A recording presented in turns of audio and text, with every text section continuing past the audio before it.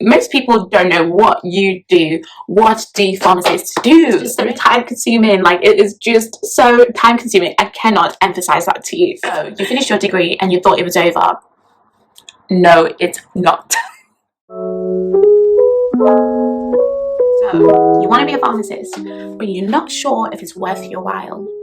Well, stick around and find out. Hi everyone, welcome back to my YouTube channel. My name is Briie Tinashe, and in today's video I'll be giving you 5 pros and 5 cons to studying the pharmacy degree and practice. So if you want to know more about what it's like to study in real life and what it's like to practice pharmacy in real life, stick around and I'll be giving you the real tea, honey, the real tea. So let's get down to the nitty-gritty. What are the cons? I completely understand that cons are what really help most of us make decisions about whether a career choice is right for us. So I will be honest and I'll let you know exactly what kind of cons I have faced in pharmacy and in studying pharmacy. Con number 1 is a really big con, and that is most people don't know what you do. What do pharmacists do? Most people don't know what we do. You could make the maddest intervention, the biggest intervention that could save somebody's life, and nobody's going to know about it. And that's okay. However, this gives us a great opportunity to be great ambassadors for our job. If we work hard and if we make as much impact as we can, then people start to get to know exactly what we do. We make up a big chunk of the NHS workforce. I believe we are the 3rd biggest workforce. So pharmacists are really, really important, but a lot of people don't know exactly what we do. People think that we just slap labels on boxes or on bottles. Most people think we just count pills, but actually pharmacists make really, really great interventions for patients. We are the gatekeepers between the patient and their prescription. We are the last person to see your prescription and to give it the go-ahead and the all clear. We go to school for many years and we study very intensely to learn about medicines, how they're best used, best combinations of medicines to get the most out of them. And we work together with nurses and doctors to make great decisions for patients. We influence doctors in their decision making and we offer advice about what to do in terms of patient's therapy. Also make sure that the patient's prescription is completely safe and compatible with them. And we make sure that we give counselling advice to the patient and make sure that they know what to do with their medicines and that they have the correct aids at home to help them to take their medicines appropriately. We can offer so much, but people just don't know. Hopefully people get to know more about us. There's still a lot more to be done in order to help our patients to know how they can best utilize us. Number 2 is that pharmacy is a long degree. It is a 4-year degree and you do a year of pre-registration training straight after. So in total it's 5 years of training in order to become a pharmacist. For some people this is a con. For me personally this was a pro because I didn't want to be an adult and I wanted to be in uni as long as possible. So for me it was a pro. However, I understand why it's a con sometimes for some people because you just want to go out there and get stuck in. A lot of your friends finish their degrees after 3 years, so they get started with work and they start getting paid and they start getting their houses, they start moving on with life, and then it can feel like you're just being left behind and you're like, Lord, when do you even hear me? Enjoy it while it lasts because the real world is real, sis.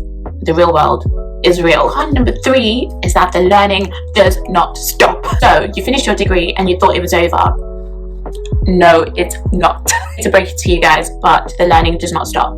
Yes, you've heard of continual professional development. We all have to do that every year, and the longer you are qualified for, the more tasks you have to do in order to fulfill those professional development requirements. If you become a pharmacist in hospital, you have to do the clinical pharmacy diploma in order to move on and get paid more and move up the ranks. This is a 2-year diploma. It's very hard because you are working full-time and you have so many requirements to do for your course, and it's just so time consuming. Like, it is just so time consuming. I cannot emphasize that to you. Learning doesn't stop, but in a way this is a pro because you're always developing, always getting better, always challenging yourself, but it's time consuming and you need a break, and I'm tired. Come on, let's be real. Let's be real. So con number 4 is that the pharmacy role is continuing to expand, but the pay is not continuing to expand with it. Our role is continuing to expand because, as we all know, the population is aging and expanding. This means that we're being faced with more health conditions than ever before, and health conditions are lasting longer than ever before, so we're seeing more complications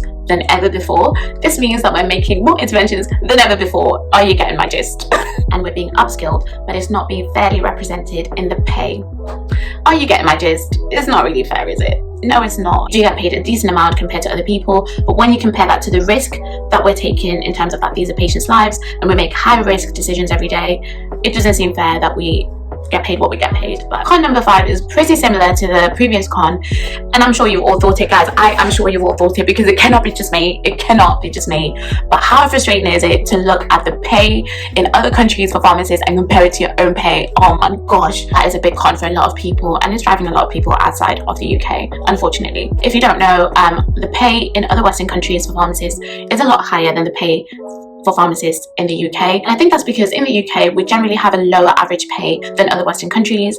For example, New Zealand, Australia, the United States, or Canada, or something like that, and you look at their roles and you look at our roles, and it's the same role, but we're not getting paid the same, bruh. We're not getting paid the same, bruh. What I've noticed in other countries is that their entry-level pharmacists, or maybe 1 to 3 year experienced pharmacists, get paid about the same as what our chief pharmacist gets paid. So our chief pharmacists are in charge of the whole pharmacy department, and that could be as much as 100 staff or more.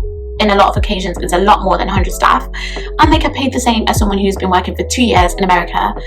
That gets me very frustrated, but there's nothing we can do about it because we live in the UK, and all we can do is petition or get claps from people on Thursday nights. So pro number 1 is a great pro, and that is pharmacy is a highly respected career. When you work in pharmacy, you are a valued member of the multidisciplinary team. You are the go-to person about anything, and I mean anything medicines related. You will get questions about, is this appropriate for this patient? Is this compatible with this patient's other comorbidities? Can we give these 2 drugs together? Can we remove something and replace it with something else? You are the go-to person because that's what you went to uni for, and you are the expert in the field. So in community practice, this might look like patients just walking in and asking you about medicines and asking for advice about how to use them, or asking for advice about minor ailments and what to take for them. In hospital, this might look like you being part of a multidisciplinary team and making decisions in acute situations, making proposals for how to use cost-effective measures to get the best outcomes for our patients. Pro number 2 is that there is great earning potential for pharmacists in the UK. Compared to other degrees, you do get a great starting salary. If you work in a hospital, you will start off as a band 6 pharmacist, and you can work your way up, and you can go as high as a band 9 if you want to get all the way up to chief pharmacy status. So pro number 3 is that there is so much that a pharmacist can do. There are endless roles that we can get involved in. So for example, you can become a clinical trials pharmacist, you can become a renal pharmacist, you can be a liver specialist, you can be a electronic prescribing pharmacist, you could be a emergency department pharmacist, you could be an intensive care pharmacist, you could be a pediatric pharmacist. The roles are endless. And the great thing about it is, if you feel like you don't enjoy a specialty, you can move on. You can start over, and you don't have to start off at the bottom. You can just start off at the grade that you're at and just switch, because a lot of what we know is transferable. In community pharmacy, you can become a manager, you can become a district manager, you can even work in corporate level. You can get involved in different initiatives for your community so that you can be best influence for your particular demographic. You can also decide to work in primary care like I am, so you can work in clinical commissioning groups, and in there you can be more strategic pharmacist, and you can formulate plans about public health services that you want to do. You can also work in practice and become practice-based. You can also go into industry and work in various capacities in industry. You can become a lecturer, you can become a teaching pharmacist, you can do a lot. Pro number 4 is that pharmacy provides a good work-life balance compared to other healthcare professions. Some pharmacies are open 100 hours a week, so you could work out of hours. In hospital, you can do on-call shifts, and you can do some weekends and some late nights. But for the most part, most pharmacists work 9 to 5 or 8 till 6. So that's pretty much a decent work-life balance compared to other healthcare professionals who we work really closely with. So my final pro is my favorite pro, and that is you get to help patients in their most vulnerable moments in life, and you get to offer your expertise to help make their life that much easier. So many patients are grateful for the changes that we make for them. So many patients get such better quality of life because of our interventions. So that is a great pro, and that is something that really gets you motivated and gets you really going in your most difficult and most stressful times at work, is just how much you get to impact someone's life in a positive way. But yeah, those are my 5 pros and 5 cons of studying pharmacy. So far, I find, my goodness, I just can't speak today. So far, I find pharmacy to be quite a good career. It's very challenging, but it's very worthwhile. When you get your thank yous from your patients or from your colleagues, you really do feel like you've made an impact, and that your role is important, and that you are valued. There's a lot to be grateful for in doing pharmacy, and a lot to do in pharmacy.